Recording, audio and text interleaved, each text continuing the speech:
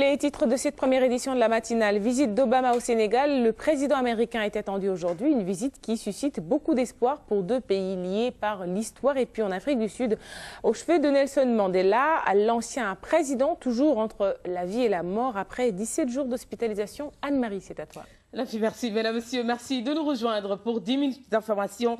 Il est attendu ce mercredi. Barack Obama arrive aujourd'hui au Sénégal pour 3 jours. Une visite de travail et d'amitié de 72 heures.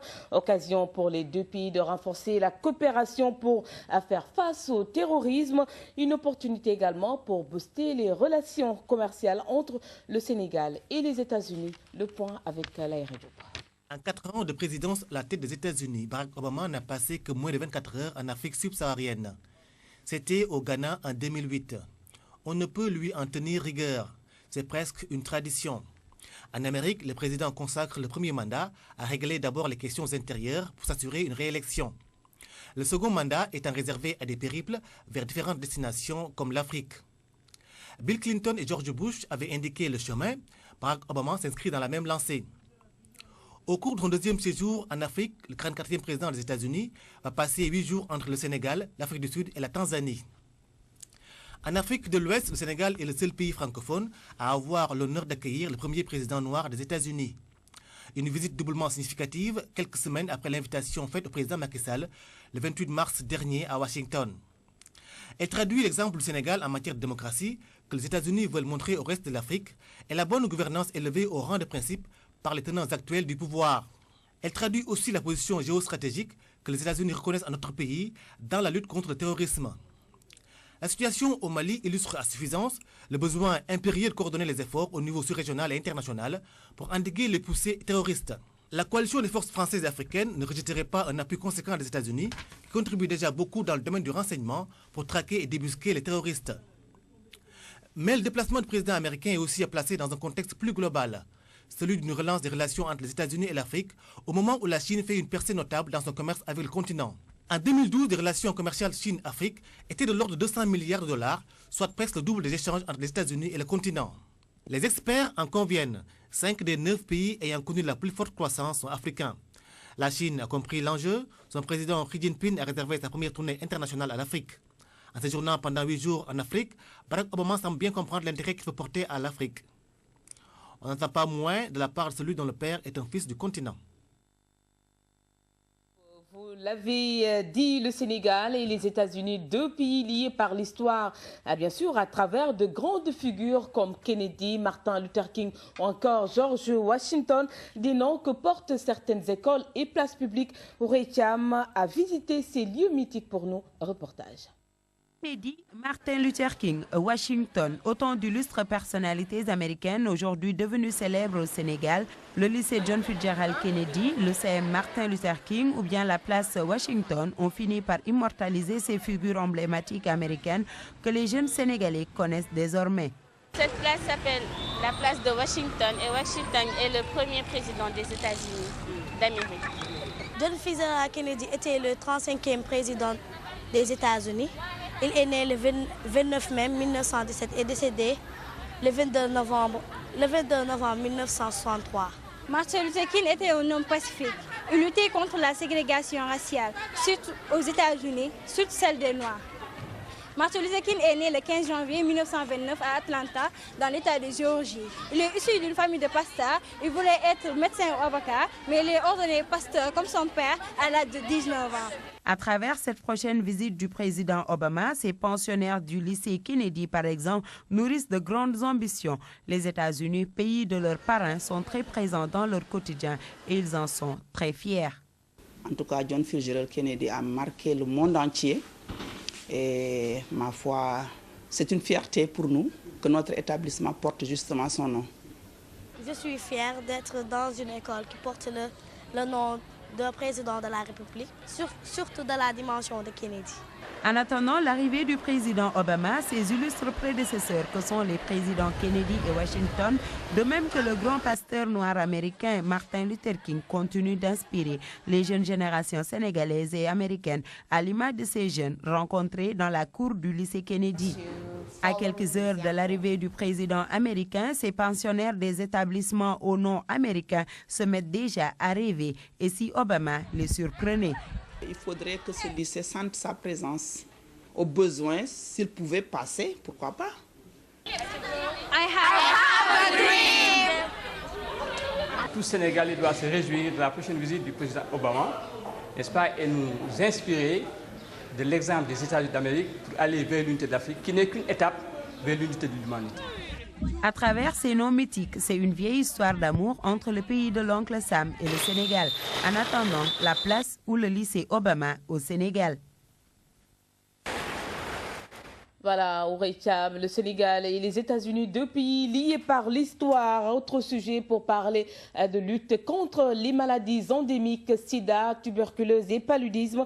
La deuxième phase des rencontres de coordination du partenariat européen en voie de développement a débuté depuis hier à Dakar. Objectif, réunir les experts de recherche sanitaire pour ficeler des programmes. Compte rendu, Aïda Mamadou Diop.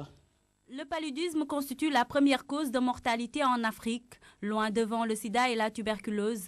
Ces trois maladies endémiques liées à la pauvreté affectent lourdement le continent noir. Face à ce grand défi, des chercheurs d'Afrique et d'Europe ont décidé d'unir leurs forces afin de participer aux activités de recherche sur ces maladies. Cette réunion a été l'aboutissement d'âpres négociations qui ont démarré en 2001 sous la responsabilité d'un groupe composé de 5 scientifiques africains et 5 scientifiques européens, mandatés par la Commission européenne pour réfléchir sur un vrai partenariat entre l'Afrique et l'Europe. Plus de 60 experts en provenance de 18 pays ont participé à cette rencontre. Occasion pour le comité scientifique d'adresser des recommandations pour l'éradication de ces maladies qui freinent le développement de l'Afrique. Nous devons aussi faire des recommandations sur nos priorités concernant les maladies tropicales négligées, sur la recherche sur les systèmes de santé pour mieux optimiser l'utilisation de produits issus de la recherche, sur les voies et moyens pour promouvoir la carrière de jeunes chercheurs africains à travers nos réseaux d'excellence. L'investissement accru dans la santé est une priorité pour l'Afrique. Des progrès ont été certes menés, mais le manque de financement pose problème pour atteindre les OMD d'ici à 2015. Votre rôle est d'autant plus important que si dans l'ensemble, les populations africaines sont en meilleure santé, plus riches et vivent plus longtemps aujourd'hui qu'en 1990, année des valeurs de référence des OMD, les progrès ont été inégaux et le fardeau de la maladie en Afrique est disproportionné par rapport à la taille de la population. Seul un nombre très limité de pays africains sont en bonne voie pour atteindre les objectifs du millénaire pour le développement. Ces progrès insuffisants s'expliquent par de nombreux facteurs, parmi lesquels le manque de ressources financières. Cette réunion de 2 jours est l'aboutissement de 10 ans de programmes financés par le partenariat EDCTP. Elle donne l'occasion aux acteurs d'échanger sur les recherches qui ont été faites. C'est aussi un moyen de mettre en place d'autres programmes de recherche pour préparer les institutions d'Afrique à la conduite d'essais cliniques sur le VIH, le paludisme et la tuberculose. Ce feu vert de l'ONU pour l'envoi de casques bleus au Mali dès le 1er juillet prochain. Ainsi, en a décidé le Conseil de sécurité à l'issue d'un vote. Objectif, prendre le relais de la MISMA. Au total, 16 600 casques bleus pour stabiliser le pays dans un contexte électoral qui s'annonce très difficile. Ils prendront bientôt le relais des soldats français et de la MISMA, la force panafricaine déployée au Mali. 12 600 casques bleus en tout d'ici la fin de l'année. Ils seront chargés de sécuriser le pays et d'aider à l'organisation de l'élection présidentielle du 28 juillet. Cette mission des Nations Unies avait été votée le 25 avril, mais son déploiement dépendait d'un retour au calme sur le terrain. L'ONU juge que c'est désormais chose faite. Les conditions de sécurité sont satisfaisantes. Aucune attaque d'envergure n'est à signaler contre les forces armées maliennes ou celles de la MISMA. Mais surtout, ce qui est le plus important, ce dont certains pouvaient douter, le processus politique connaît une évolution très positive. Un accord de cessez-le-feu a été signé la semaine dernière avec les rebelles séparatistes Touaregs. L'objectif, c'est de remettre la région de Kidal sous l'autorité de Bamako avant le scrutin. Et pour l'instant, chacun semble y mettre du sien. La coopération que nous avons pu observer aujourd'hui est encore meilleure que celle appréciée la semaine dernière à Ouagadougou.